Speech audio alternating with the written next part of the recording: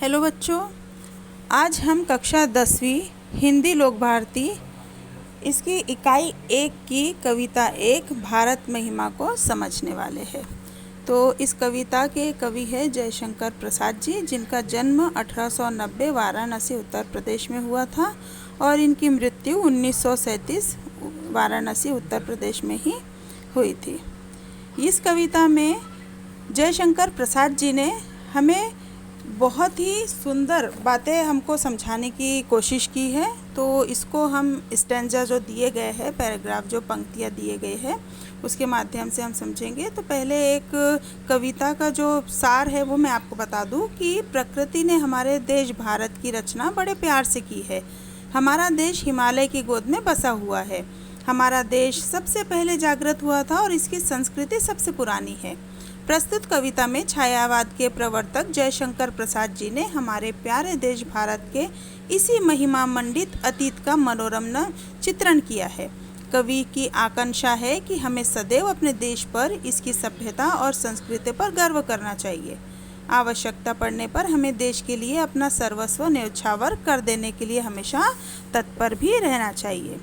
तो चलिए stanza wise हम लोग इसका जो सारांश है वो समझ लेते हैं। हिमालय के आंगन में उसे किरणों का दे उपहार, उषा ने हंस अभिनंदन किया और पहनाया हीरक हार। जगे हम लगे जगाने विश्व, लोक में फैला फिर आलोक, व्योमतम पुंज हुआ तब नष्ट, अखिल संस्कृति हो उठी अशोक। विमल वाणी ने वीणा ली, कमल कोमल कर में सप्रीत, सप्त स्वर सप्त सिंधु में उठे, छिड़ा तब मधुर साम संगीत। तो इसका क्या अर्थ है कि हमारा ये भारत देश हिमालय के आंगन के समान है। प्रतिदिन यानी हर रोज़ उषा भारत को सूर्य की किरणों का उपहार देती है। तब ऐसा लगता है मानो वह हंसकर भारत भूमि का अभिनंदन कर रही हो। ओस की बूंदों पर जब प्रातःकालीन सूर्य की किरणें पड़ती है तो ऐसा लगता है जैसे उषा ने भारत को हीरों का हार पहना दिया हो। सबसे पहले ज्ञान का उदय भारत में ही हुआ, अर्थात सबसे पहले हम जागृत हुए, फिर हमने पूरे विश्व में ज्ञान का प्रसार किया। इसके कारण समग्र संसार आलोकित हो गया, अज्ञान रूपी अंधकार का विनाश हुआ और संपूर्ण सृष्टि के सभी दुख और शोक दूर हो गए। वाणी की देवी वीणा पाणी यानी सरस्वती ने इसी पवित्र भूमि पर प्रेम के साथ अपने कमल के समान कोमल करों में वीणा उठाई। उसकी झनकार से सप्त सिंधुओं में सातों स्वरों का मोहक सरगम गूंजने लगा। मधुर संगीत का जन्म हुआ। इसी महान देश में संगीत के वेद सामवेद की रचना हुई। अगला देखते हैं।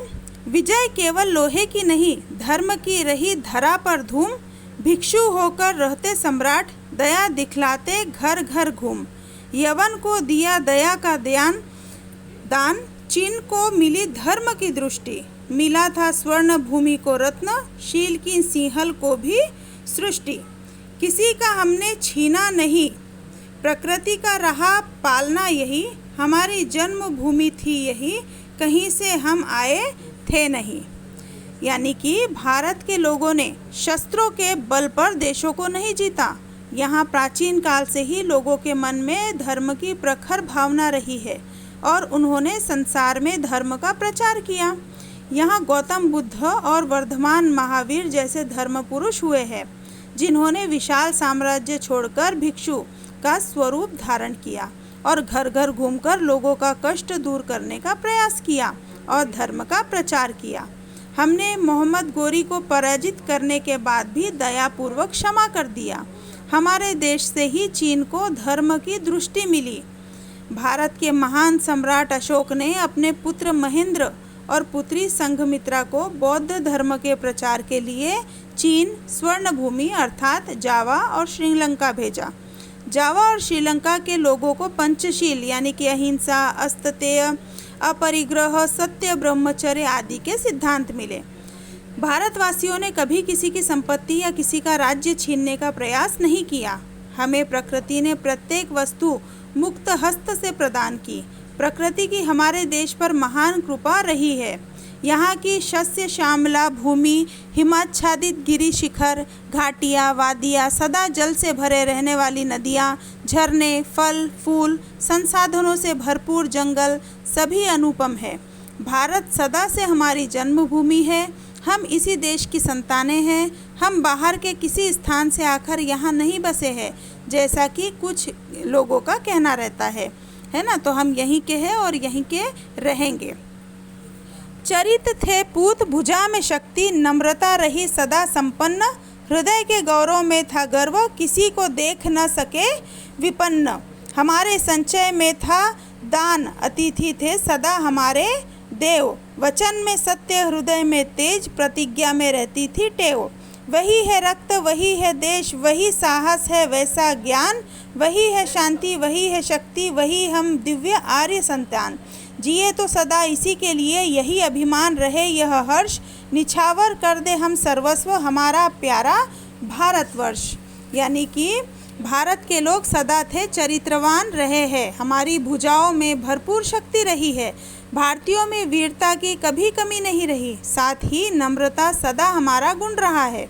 हमने कभी अपनी उपलब्धियों पर घमंड नहीं किया, हमें अपनी सभ्यता और संस्कृति पर गर्व रहा है।